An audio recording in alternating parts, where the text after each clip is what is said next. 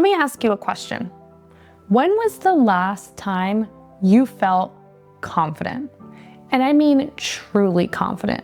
Not fake it till you make it, not because you have this title and you've got to prove to everyone that you're confident, not putting on a face and acting confident. I mean, really, truly confident in who you are. The honest answer for most of us is it's been a while.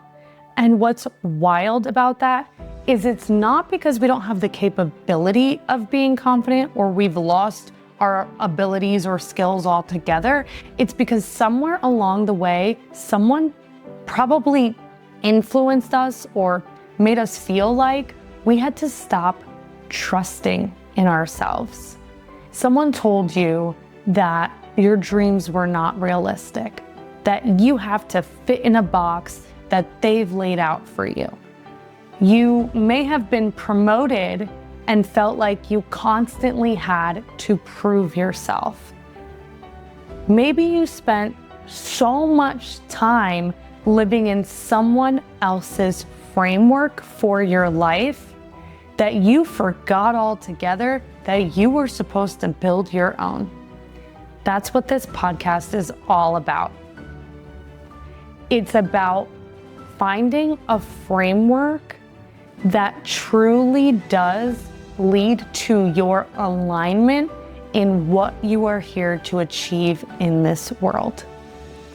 This is about building authority, and I mean real authority. Authority that comes from the inside and becomes undeniable on the outside. That's inspired authority. Welcome to the Inspired Authority podcast. My name is Laura Clone, and this is episode 1. If you're here, you probably found this podcast for a reason. You either saw some of my content on LinkedIn or Instagram, and you felt like something resonated. Maybe it hit you at the right time where you were feeling like you were made for more, or like you want to do more than what you're currently doing right now. And whatever it is that brought you here, you're probably in the right place. So welcome. We're so happy to have you. This podcast exists because I believe there's a massive gap around personal development, leadership, and success. That gap is that most people are achieving in life based on a framework that they never actually chose. They're hitting goals, they're getting promotions, they're checking boxes, but they feel totally misaligned. They still feel like something is off. They're still waiting for permission to become who they actually are. No one's really talking about that. Not in a real way, at least. Not in a way that gives people a system to be able to do something about it. That's what this show is going to do. Every episode, we're going to get into real conversations. Conversations about identity, narrative, presence, influence, faith, discipline. What it actually looks like to build authority from the inside out. And today is the first episode. So I want to start at the beginning, my beginning, because I think the best way for you to understand what inspired authority is all about is to understand how it was built. But first, let me tell you who this podcast is for, because I want to be really clear about that from day one. This podcast is for high performers, people who have proven that they can produce results, people who have been promoted, recognized, who have built things, people who on paper are doing really well, but internally, something's not clicking. Maybe you're crushing it at work, but you feel like you're operating at 60%, or maybe you feel like there's something fundamentally missing. Maybe you got the title, but you still don't feel the success, or maybe you just feel like you can't be confident because you don't truly feel like you've got the authority that you thought you would get when you got the title. Success and fulfillment are not the same thing. And so if you're a person who feels like you're capable of more, not in an arrogant way, but in a way that you're done waiting for someone to see that you're capable of more and you're ready to do something about it, this show's for you then. If you're looking for surface level tips, quick hacks, or for someone to tell you that everything is fine, you're not going to get that here. Because in order for us to really make real transformation together, we're going to have some honest conversations. And honest isn't always comfortable, but it's always worth it. So let me take you back. I was a confident little girl. I would get on stages and sing songs without even knowing the words. I would introduce myself at every party to every other little kid in an effort to make friends. I would climb on big rocks and act like I was never gonna get hurt because I didn't even know what that meant.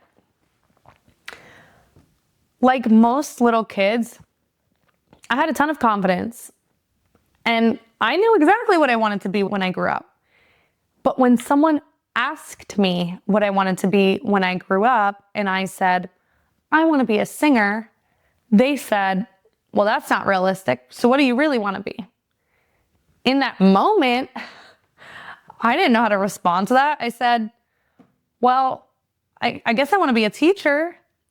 From that moment on, I always wanted to be a teacher. Now, like, nothing wrong with being a teacher. I definitely do a lot of teaching now. But at the time, I didn't realize that was me playing small. I started playing small in that exact moment, and I can remember it vividly. I was wearing a t-shirt one day, and it said, why can't I be the next president?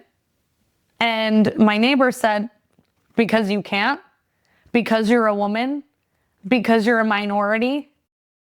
And I was like, oh, like, didn't even realize what impact that those words and those thoughts would have on me for the rest of my life. A guidance counselor in high school told me, what schools did you apply to? And I told her the 3 schools that I applied to. And she responded, well, those are all stretch schools for you. So what's going to be your safe school? I thought one of them was going to be my safe school. And the good news is I did get in. So she was proven wrong.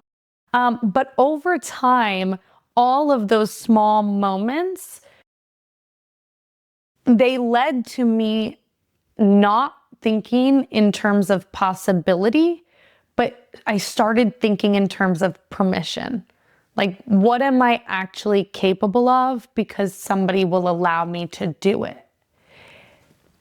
For most of us, it's not a big dramatic moment. And maybe for you it is.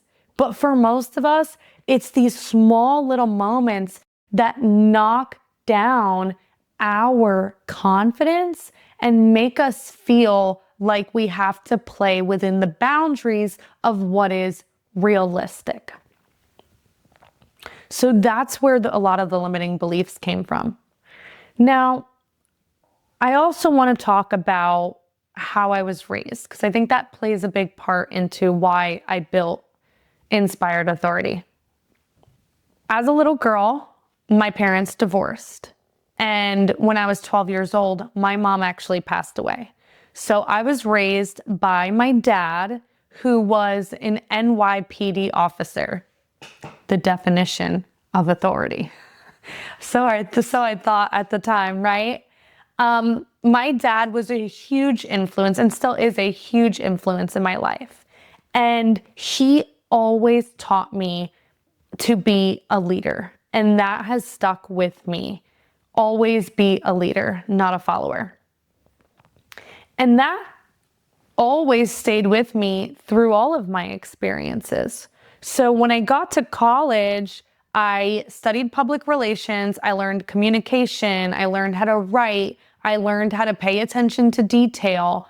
I learned a lot of things, and I took on a lot of leadership responsibilities. I was a teacher's assistant. I was the president of an organization. I constantly sought leadership opportunities because if I couldn't be a singer, at least I'd be a leader. After college, I graduated and I actually decided that I would go into sales because I wanted to make a lot of money. And that's where my high performance really took shape. Sales in New York is no joke. I had a long commute. I had early mornings. I made a ton of cold calls, constantly getting rejected. I knocked on a ton of doors. It was very high pressure all the time. From the beginning, I always made the decision that I wasn't going to show up just to look busy. I was going to show up and I was going to produce results. I learned very quickly that accountability to yourself is very different than accountability to your job. A lot of people showed up to avoid getting in trouble, and I showed up to execute. That mindset separated me early. Within a short period of time, I became a top performer, and within about 10 months, I became a leader on the team, was promoted into management. But success didn't always mean clarity.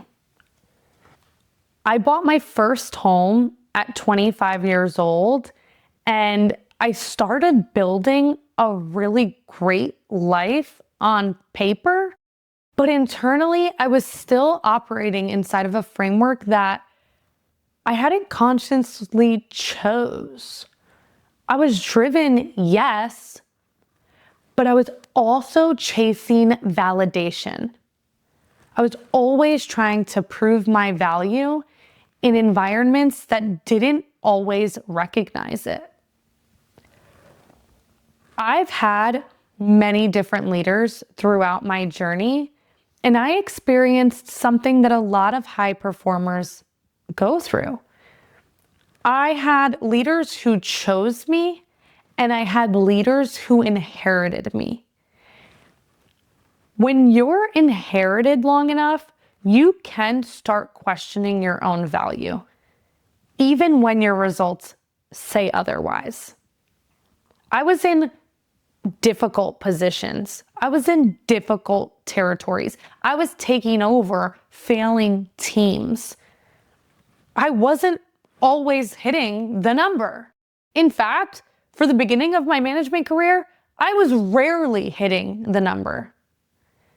And I internalized that as failure until someone asked me a very simple question. Are you growing revenue year over year? I hadn't even thought about it that way. That one question shifted how I measured success, not just in business, but in myself. Eventually, I made a pivot. I took on a new role, and shortly after that, I got the opportunity to move to California. I took a big risk in moving across the country, especially because within 2 months, COVID hit. I was completely alone, no community, no routine, and I did what I always knew to do. I worked. I worked day and night, day in, day out, week in, week out, month in, month out, and so on. I am selling cloud communication software. And at that time, demand was high. So I started crushing my numbers I made a ton of money, but I was overworking to the point where it started to affect my health. It affected my energy and my well-being. A lot of people experienced that during COVID, of course, in many different forms and fashion. I experienced it through overworking. And then leadership changed for me again.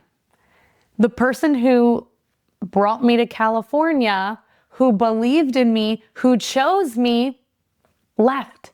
And I was back in the position where I was being inherited again. Having leaders who didn't choose me, who didn't necessarily understand me, who didn't see my value, it started impacting my confidence. And it affected my mental health too, in a really real way. And then everything shifted. I stepped into an environment where I had leaders who believed in me again, who advocated for me, who spoke my name in rooms I wasn't in. And I knew because other people would tell me. These leaders didn't take credit for my work. They elevated my work. With that support, everything accelerated. I built the highest performing team in the country. Not because I suddenly became more capable. I was finally in an environment where my capability was seen, supported, and multiplied. That taught me something critical. Sponsorship matters. Advocacy matters. But if your impact isn't visible, no one can advocate for you. So I learned how to communicate my value. I learned how to speak up, how to make my work impossible to ignore. Around that same time, something deeper happened. In 2023, I was at a bachelorette party, and my friend's mom made us pray the rosary. I guess we were all a little surprised by it, but actually, I was open to it. Not even a week later, I got into an Uber, and the Uber driver, we started talking, and he was from Bethlehem, and he turns around with a rosary in his hand, gives it to me, and says, "You have to pray this. You have to pray this." And I was like, wow. I mean, I don't know how to say no. So I took the rosary and I started praying the rosary. And again, something changed, something shifted. So in 2024, I got a leadership opportunity I had been working towards. The reality didn't really match my expectations of the position. I ended up doing 2 jobs at one time. I didn't have a clear understanding of a timeline or any type of support to actually move into the role permanently. And for the first time in my career, I had to make a decision that wasn't based on ambition. I had to step back from the position, and in that moment, everything changed. Because for the first time ever, I understood boundaries. Not as a limitation, but as a standard.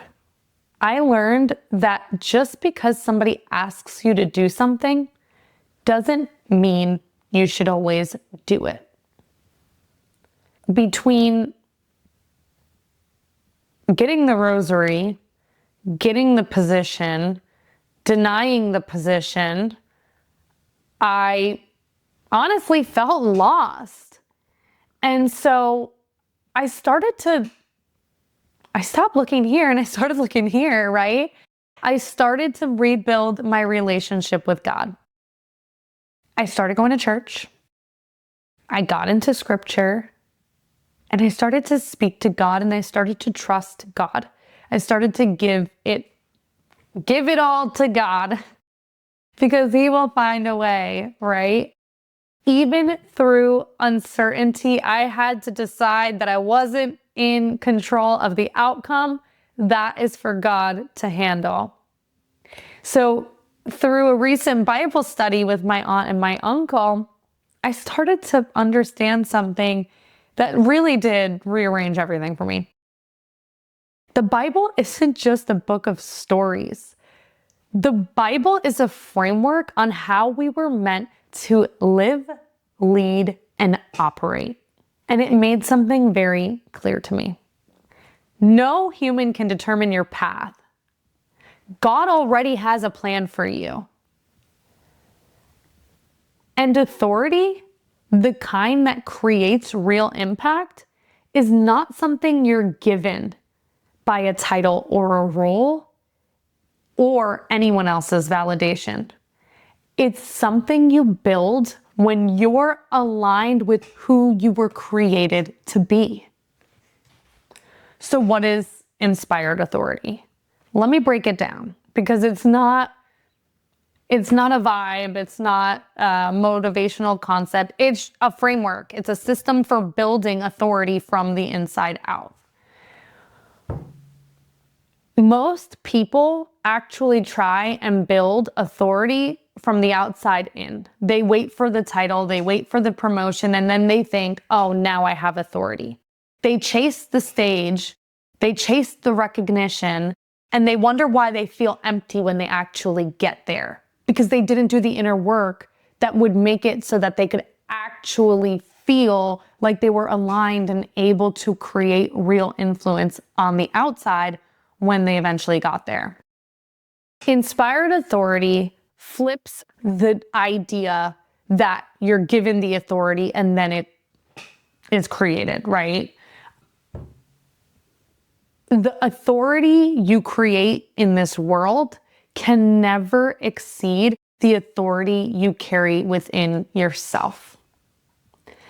The framework is created on 8 pillars, organized into 3 layers. Layer 1 is inner authority, layer 2 is external authority, and layer 3 is legacy authority.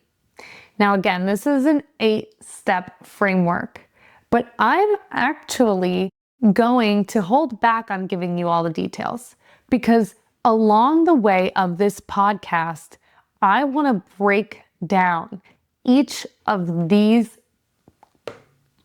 pillars that make up inspired authority. Every pillar builds on the last. You cannot command a room if you have not first commanded yourself, right? You cannot sustain influence if you haven't first built your identity on who you are and what you're meant to do in this world. And you cannot leave a legacy if you're still chasing validation. This framework doesn't create authority. It reveals it. And it builds on a structure around it in a way that the world cannot ignore. So here's what you can expect from this podcast. Every episode is going to be built around one core idea: that authority is not something you wait for, it's something that you build. Some episodes will be solo, where we'll break down the framework and you'll get all the details on how you can start to build your inner authority, external authority, and legacy authority. Some episodes will have a guest. These guests will be other high performers, they'll be leaders, they'll be people who are building their own authority in real time. But every episode will have the same DNA: honest conversation, a clear framework, and something you can actually apply in your life today. This won't be a show where I tell you everything is fine. It's going to be a show where I tell you the truth. And sometimes the truth is, you've been playing too small. You've been operating without a foundation. You have everything you need, you just haven't built the structure yet. And that's exactly what we're going to build together. We're going to go deep into identity. That is, who were you before the world told you who you were supposed to be? We're going to talk about narrative. What's the most powerful asset about your story, and why are you hiding it? We're going to talk about all of the other components that ultimately build your authority and put you in a position to build a legacy that multiplies your impact beyond you individually. And we're going to do it in a way that feels real, because I'm not here as someone who's perfect. I don't have it all figured out either. I'm still here. I'm working through the same framework as all of you, and I'm building my authority, and I'm starting here with you all today. And I think that's more powerful than pretending I have all the answers. So there's one thing I do want to leave you with today. When I think back to that little girl who wasn't afraid to get on stage, who wasn't afraid to introduce herself to people, who wasn't afraid to climb on rocks, I don't think of her as someone who was reckless or naive. I think of her as someone who was aligned, someone who was operating within the identity she was created for before the world told her who she was supposed to be. And if you're listening right now and you feel that gap between who's performing and who you actually are, I want you to hear me on this. You were never meant to wait for permission. Your authority was never supposed to come from a title. It was never supposed to come from a promotion or from anyone else's approval. It was always supposed to come from within. From knowing who you are, from aligning with who you are supposed to be, and from building a life that reflects that intentionally, systematically, and unapologetically. That's inspired authority, and the work begins now. If this resonated with you, here's what I need you to do. First of all, subscribe to the channel.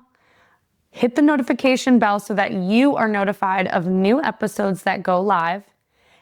And also, if there was something in this episode that resonated with you or spoke to you today, drop it in the comments. I read every single one of them, and I want to know what's landing. And if you know someone who needs to hear this message, who needs to listen to this episode, who's been performing at a high level, but you know they feel misaligned, share this episode with them. Because this message isn't just for me, and it's not just for you, it's for anyone who's ready to stop waiting and to start building. This is the Inspired Authority Podcast. I'll see you all in episode number 2.